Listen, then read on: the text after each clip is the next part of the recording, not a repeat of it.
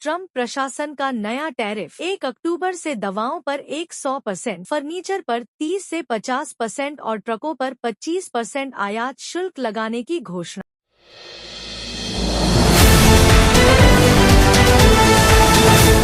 नेपाल में अस्थिरता। पूर्व प्रधानमंत्री केपी शर्मा ओली के इस्तीफे के बाद सेना ने सुरक्षा संभाली। भारत नेपाल सीमा पर सतर्कता बढ़ाई गई।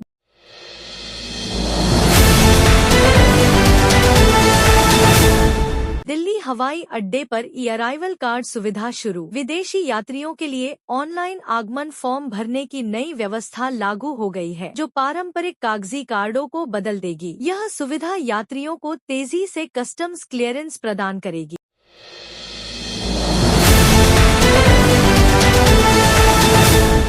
मोरेना में अवैध मदरसों पर कार्रवाई। 556 हिंदू बच्चों को जबरन धर्मांतरण का आरोप लगाते हुए 27 अनधिकृत मदरसों के खिलाफ शिकायत दर्ज, जांच जारी।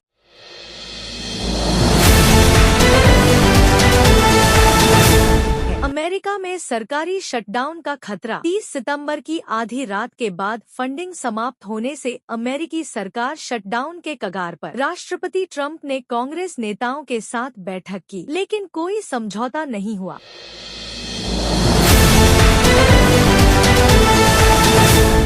इजरायल का कतर पर हमला। हमास के वरिष्ठ नेताओं को निशाना बनाते हुए इजरायली सेना ने कतर में सटीक हवाई हमला किया, जिसमें 6 लोग मारे गए।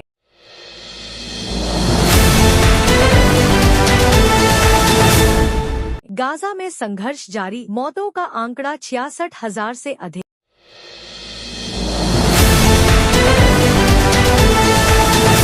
आगामी चुनाव। विपक्षी गठबंधन, विशेष रूप से इंडिया गठबंधन, कांग्रेस, समाजवादी पार्टी और अन्य 2025 के अंत और 2026 की शुरुआत में होने वाले राज्य विधानसभा चुनावों जैसे बिहार, पश्चिम बंगाल के लिए रणनीति बना रहा है। हाल के महीनों में विपक्ष ने सामाजिक न्याय और आर्थिक मुद्दों पर सरकार को घेरने की कोशिश की है। बीजेपी ने विपक्ष के हमलों का जवाब देने के लिए अपनी उपलब्धियों जैसे डिजिटल इंडिया और आर्थिक सुधारों को जनता के सामने लाने की योजना बनाई है।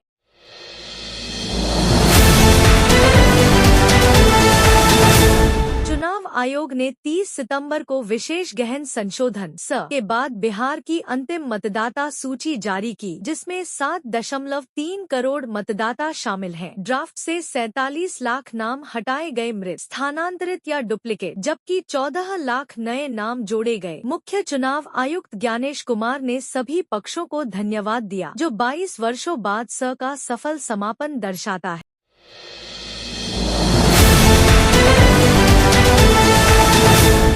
महागठबंधन में सीट बंटवारे को लेकर विवाद। महागठबंधन इंडिया ब्लॉक के बीच विधानसभा चुनाव 2025 में सीटों का बंटवारा अभी तक तय नहीं हो पाया है। पटना में हुई बैठक बनती जा रही।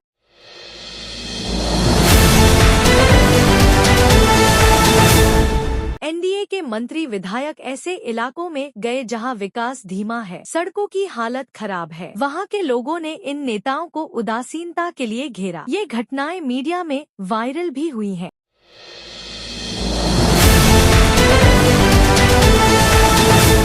जेडीयू ने आरजेडी और तेजस्वी यादव पर आरोप लगाए हैं कि राज्य सरकार की स्थिति पर सवाल उठाने का नैतिक अधिकार नहीं है। विशेष रूप से वित्तीय अनियमितताओं और भ्रष्टाचार के आरोपों के जवाब में जेडीयू ने पलटवार किया है।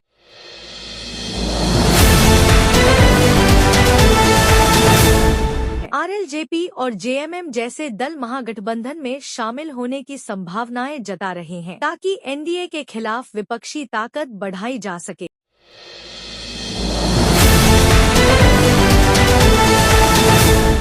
शंकराचार्य स्वामी अविमुक्तेश्वरानंद ने घोषणा की है कि वे गौ भक्तों के समर्थन में प्रचार करेंगे, क्योंकि उन्हें लगता है कि कांग्रेस और बीजेपी दोनों ने गायों की रक्षा को लेकर पर्याप्त आश्वासन नहीं दिए। ये एक संकेत है कि धर्म या संप्रदाय आधारित मुद्दे चुनावी रणनीति में शामिल हो रहे हैं।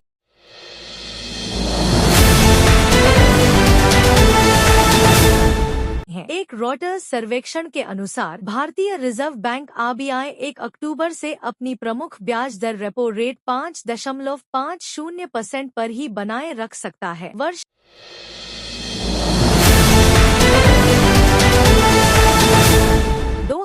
2025 के शेष समय तक आरएसएस शताब्दी समारोह। प्रधानमंत्री नरेंद्र मोदी 1 अक्टूबर को दिल्ली में आरएसएस के 100 वर्ष पूरे होने के कार्यक्रम में प्रमुख अतिथि होंगे। इस अवसर पर आरएसएस को समर्पित स्मारक मोहर, स्टैम्प एवं सिक्का जारी किए जाएंगे।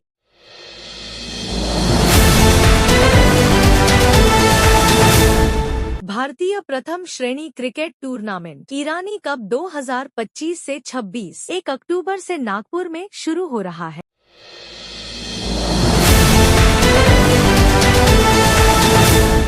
मौसम विभाग IMD ने चेतावनी जारी की है कि अक्टूबर माह में पूरे भारत में औसत से अधिक वर्षा होने की संभावना है।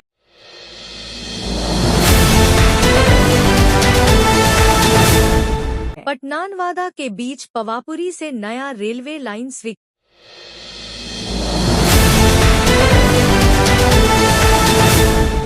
आगामी वर्ष 2025 से 26 के लिए बिहार पुलिस की कार्यप्रणाली को सुधारने हेतु 66 करोड़ की तकनीकी उन्नयन योजना तैयार की गई है। इसमें साइबर क्राइम डिवीजन, सुरक्षा उपकरण, CCTV कवरेज आदि शामिल हैं।